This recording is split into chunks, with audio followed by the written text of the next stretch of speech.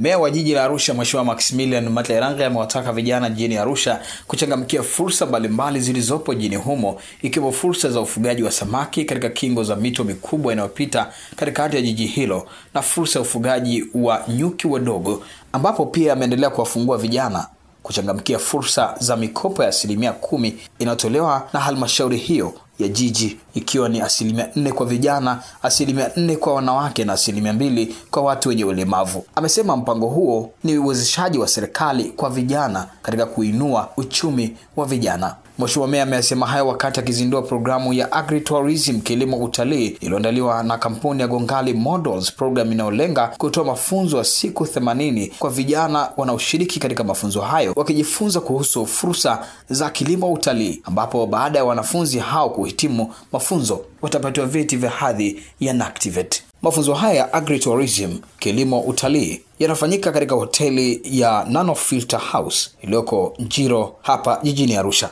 Jiji la Arusha tuna mpango wa kutengeneza mizinga ya nyuki wadogo milioni 2.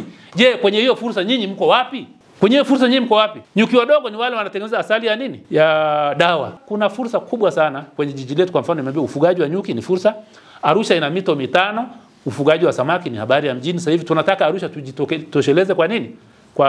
Kwa lishe ya samaki. Badala ya kuchukua samaki Mwanza, badala ya kuchukua samaki Dar es Salaam na kwingineko, tunataka tujitosheleze hapa. Jiji inatoa mikopo ya vijana, akina mama na watu wenye ulemavu, ambako nyinyi kiwaangalia nani?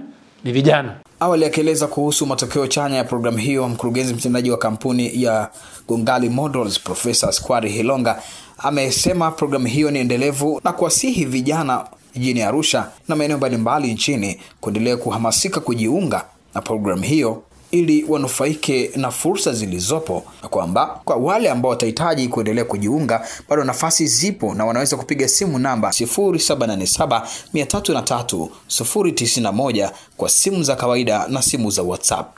Tunautambua mkoa wetu kwamba ni mkoa wa utalii. Kwa hiyo kufanya kitu cha kiutalii Arusha, tayari hiyo ni maksi kubwa sana tumeshaipata hapa, kwa sababu tunafanyia kwenye eneo la tukio. Kwa kilimo Arusha pia iko mbele. Kwa hiyo sekta zote hizo mbili za kilimo na utalii ni sekta kubwa Arusha. Kwa hiyo tunatoa mafunzo yatakuwa ya siku 80 na leo ndio siku ya kwanza tumeanza. Hatutahusisha Jumamosi na Jumapili, itakuwa siku za kazi tunazihesabu zijae 80. Ukizijaza hizo unapata cheti ambacho kinatambuliwa na Mamlaka ya Elimu Tanzania chini ya NACTVET. Mheshimiwa Meya, tunashukuru sana kwa nafasi ya upendeleo ambayo umetupatia ya kuja kufungua mafunzo haya ya Agritourism. Huu ni mwanzo ambao tunajua kwamba tutafika mbali sana, na hii siku itakuwa ni siku ambayo imeweka misingi ya muhimu sana. Hii speech ya leo itakumbukwa sana. Na nashukuru kwamba hata kwenye maelezo yako hujahangaika sana na kile kinachoenda kufundishwa, umehangaika sana na mindset za watu, ambacho ndio kitu kikubwa. Fursa hizo zipo, lakini mtu anawezaje kuziona? Naitwa Levina Brastus, nimesomea mambo ya biashara, ni mhitimu wa usimamizi wa biashara kwa ngazi ya degree. Mimi pia ni mshiriki kwenye haya mafunzo ya Agritourism, ambayo ni moja ya fursa ambayo mimi kama kijana naifurahia, kwa sababu fursa hazijitokezi mara nyingi. Kwa hiyo tunafurahia kwa sababu tunapata nafasi ya kujifunza.